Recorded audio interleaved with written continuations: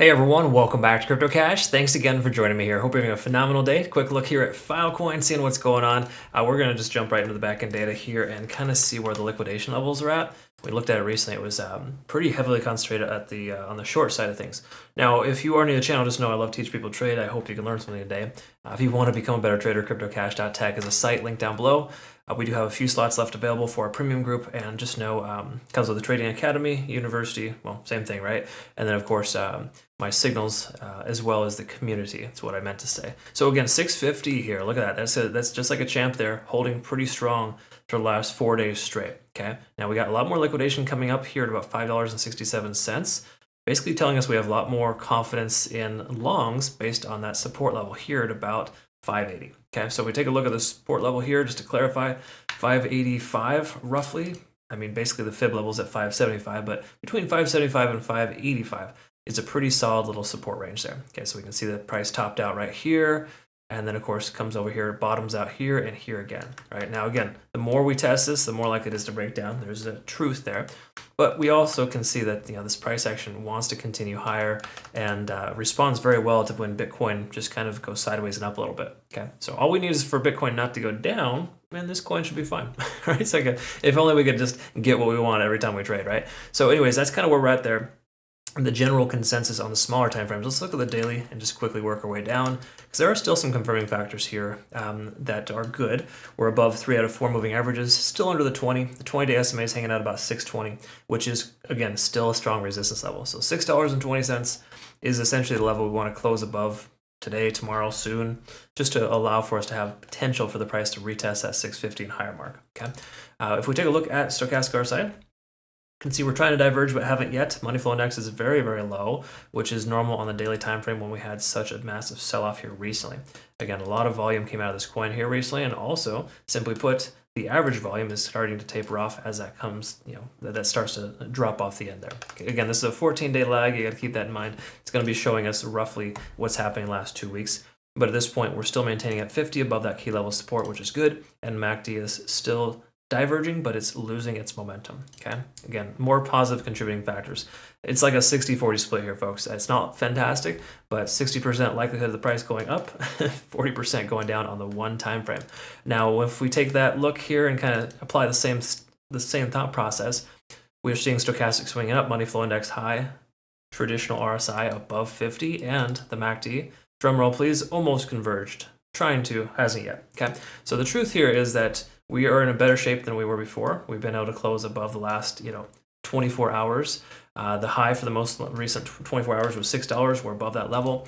Technically, we haven't closed yet. We're 2 hours into this 4-hour time frame. So the truth is the jury is still out, but it's looking more positive than it was before. We're still above most moving averages. Actually, no, we're above. Yeah, we're above 3 of the 4 moving averages. The 100-day SMA chilling right there at about 622. Once again, that $620, $622 range is the key level resistance for the moment. We have to presume that will continue to hold until it doesn't. But just like this bottom level, it's gonna, whichever side breaks first is basically the direction we're going. Okay, so when we look at this here, we can see we got resistance level at 620, supported about 580. We are effectively range bound. Okay, so if we can break to the upside, likelihood of 620 being the new support, price goes up. We break to the downside, 580 is new resistance, price goes down. That's usually the likely scenario for either direction. Okay, so again, that's what range bound activity does. It kind of puts us into a range. We get stuck in that range, and then we move from there. So that's kind of what we're looking at there for Filecoin on the 4-hour. Hourly, probably going to tell us we're underneath the cloud, if I recall correctly, which, okay, we are, but we're not. We're getting into the cloud, which is good. Conversion line still below the baseline, not great. Lagging span is not free and clear, but it will be soon. So hypothetically, the price goes sideways here.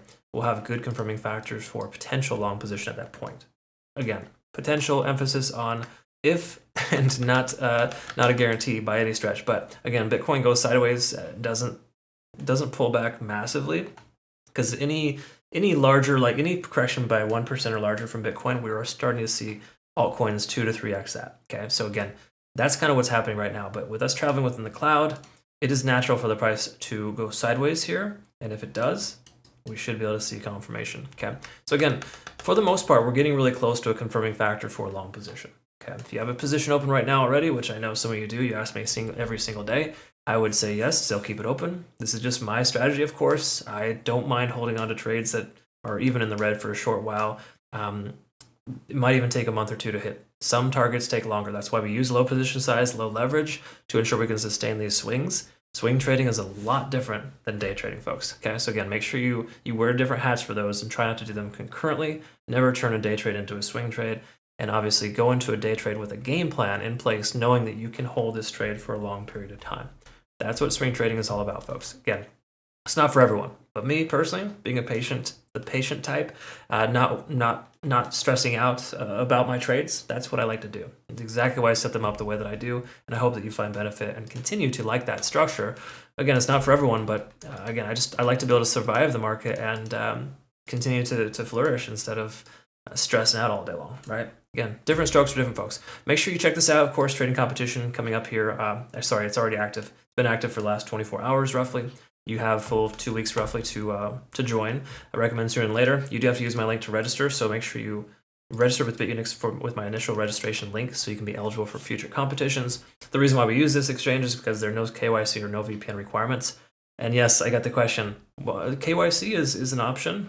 Of course it is. You can KYC with any exchange if you want, but you don't have to. That's the difference, all right? So be sure to check that out if you need help with that. Otherwise, thank you, Bitunix, for an awesome opportunity. Thank you to my community and my members and my subscribers. You're all great. You make this worthwhile, and I deeply appreciate having the opportunity to work with you day in and day out. Have a good rest of your day. We'll see you in the next one. Take care.